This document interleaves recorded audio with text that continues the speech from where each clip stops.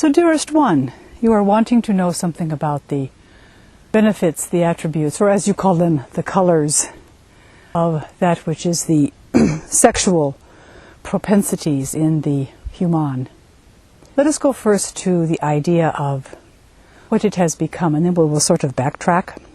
You see, the humans are using what it would be the creative power within the body to control others. You are aware of this. It is one of the reasons that you are asking the question. So, from a power standpoint, the male uses it to dominate the female, even to sometimes the degradation of children, so to speak.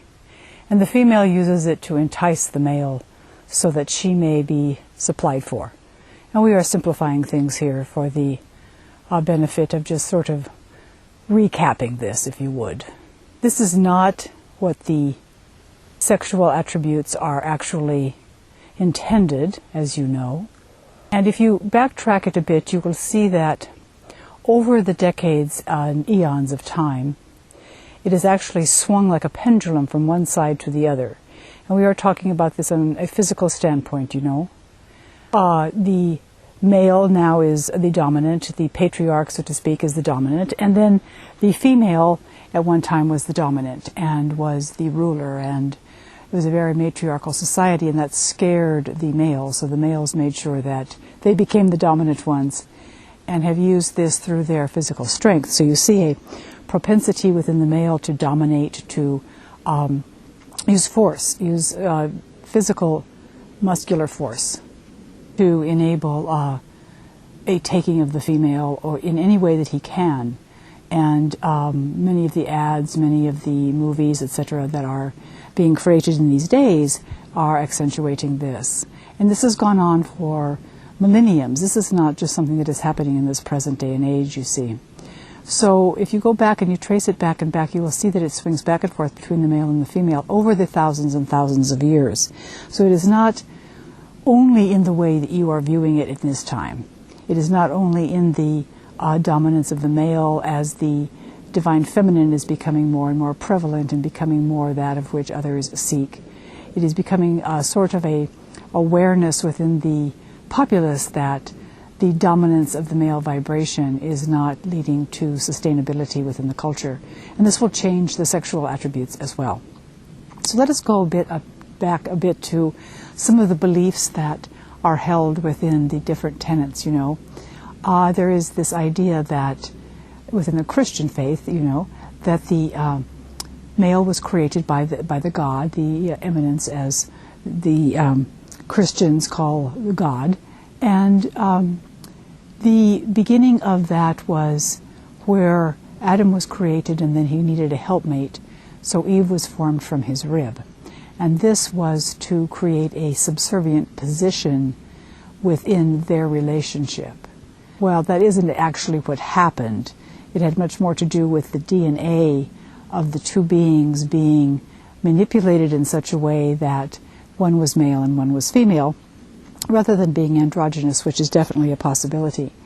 And so within that dividing line of the cellular structure within the physicality began the mating process, so to speak, though it had been going on, of course, when the consciousness was not quite as imbued with its awareness of its anointing, if you want to put it that way. And the male then puts his fluid, the sperm, into the female to create another being that is similar to them.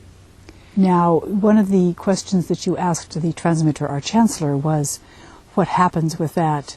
What is held within this particular fluid that is not only a physical impact, but also a metaphysical impact. Within the fluid of the male lives his wisdom and his knowledge. That is what he is imbuing to the child. But he cannot do that without also impacting the female as well, because she is absorbing that into her body to create within her own structure this being. So she and the being are one, she and the fluid are one. So she begins to take on some of the attributes of the male wisdom from the standpoint that his cellular memory, his knowledge, his knowing is imparted to her. Now within the female too there is this discharge, you see, and what that does is to blend with the males. It doesn't enter him, as you know, but it does a bit through his pores. More importantly, what happens is that the male and the female fluid combine, and in that is oneness created, and the potential awareness within the being who is being created of the whole, of oneness and only oneness. And that is one of the beauties of this act. That is one of the reasons that it is so sacred. So when you take this understanding of what the actual act is for to begin with, and you draw it forth into how it is being used in this day, you begin to see how there's a little bit of a twist that's been put upon it. And it was very intentionally brought about, whether you believe in God creating the being or whether you believe in evolution. It doesn't really make any difference what your belief system is. What is important is that you understand that the act itself is very pleasurable because, not because it's going to give the two participants so much pleasure. That is not the bottom line. The bottom line is because it is to make the two want to do the act, want to have a sexual congress together, a communion, so that there will be more of the species created. And that is from a physical standpoint that we are talking now. And one of the reasons that the act in its form, in the entrance of the male into the female, of the thrusting back and forth, the almost suction-like activity, is to remove from her any traces of any other male that she may have been with. Because remember, by trait, by attribute, the human is not monogamous. The human has become monogamous through belief. So when this first began, the female of the species was mating with many males, and each male wanted to be the one who was going to be the top dog on the heap, as the Chancellor likes to call it. And the suction activity of the thrusting pulled the liquid literally out of the female that belonged to the previous male and replaced it to a great degree with that of the male who was in the act of sex with the female. So within this became this power-driven desire to be the one who created the progeny, the one who is going to have the descendants, the one who is going to have the biggest tribe, the biggest village, etc., etc.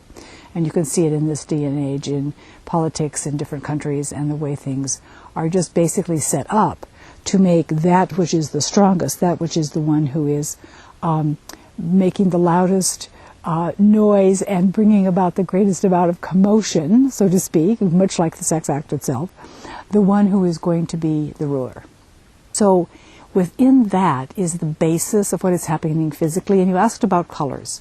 There are many colors that happen within the color spectrum, and yet what we are saying to you is that if we attempted to define for you the colors that we see, it would be impossible. You would not even begin to understand the colors that we see. So let us just say that it is dependent upon the actual intentions of the two people at the time. Is it, and we'll give some for instances here for you, is it a female who is simply subjugating herself to the male because she knows if she doesn't, she will not get a roof over her head and fed, and okay, if he wants a child, we'll do it. You're going to get one color, and it's going to be a much drabber, if you would like to use that word, color, a much grayer color, one that lacks a lot of energy in it.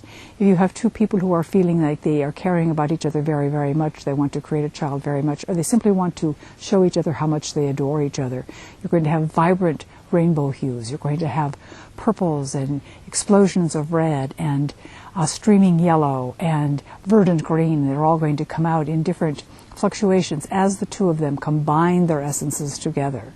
So it is a very explosive, exciting color circumstance, and because there is the availability of so many different hues as well, you can imagine the different hues that might occur.